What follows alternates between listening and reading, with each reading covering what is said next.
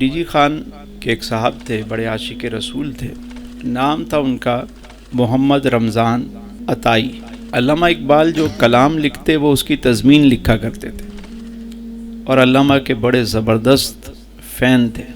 آج بھی لوگوں کی فین فالوئنگ ہوتی ہے تو وہ اس کا اظہار کیسے کرتے ہیں؟ کامنٹس میں جا کر جو پیار کرتے ہیں وہ پیار بھری باتیں لکھتے ہیں۔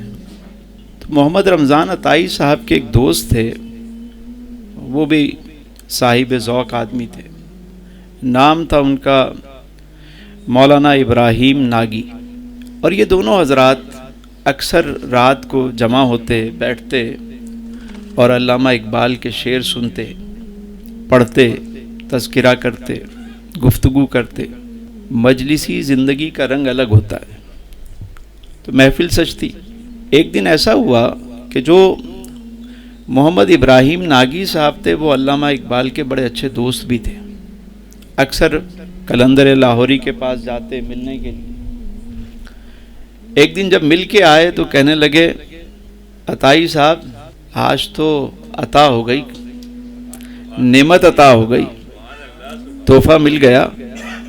رمضان صاحب کہنے لگے، کیا مل گیا؟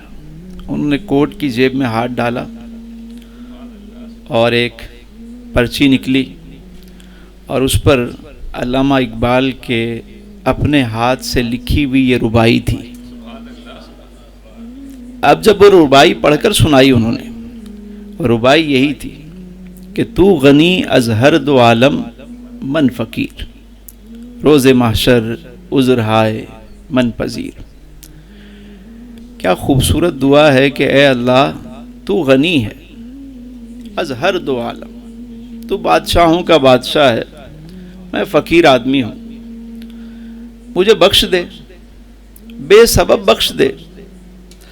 محشر کے دن تو میرے پاس کوئی بھی اعمال، کوئی بھی خوبی نہیں ہے میرے پاس، میرے مالک تو ویسے ہی بخش دے مجھے، تیرے خزانے میں کون سی کمی ہے، تو غنی ہے از ہر دو عالم۔ اور اگر حساب لینا ضروری ہو میرا تو میرے مالک ایک عرض ہے کہ میرے مصطفیٰ کریم کی نگاہوں سے چھپا کر میرا حساب لے لینا۔ میں اپنے حضور کے سامنے کیسے شرمندہ ہوں گا، بس تو مجھے اس شرمندگی سے بچا لینا۔ رمضان عطائی صاحب نے جب یہ سنا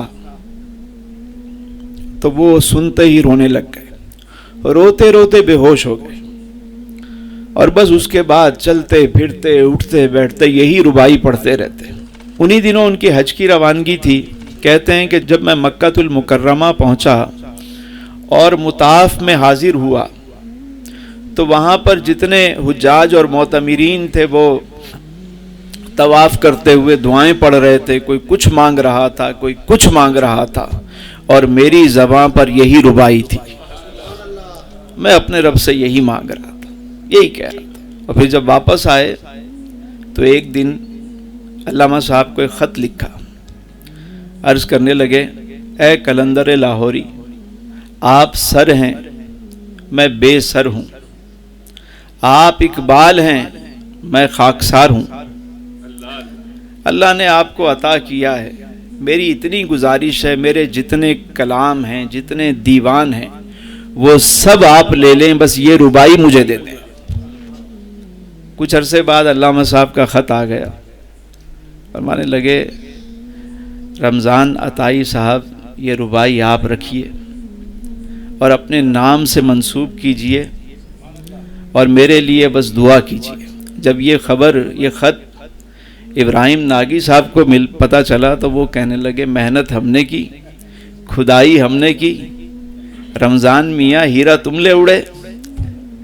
اور پھر رمضان عطائی صاحب نے مرتے ہوئے آخری وقت جب ان کا آیا دنیا سے رخصتی کا تو انہوں نے کہا، وصیت کی کہ جب میرا انتقال ہو جائے تو اس ربائی کو میرے ماتھے پر لکھ دینا، میری بخشش کا سامان ہے۔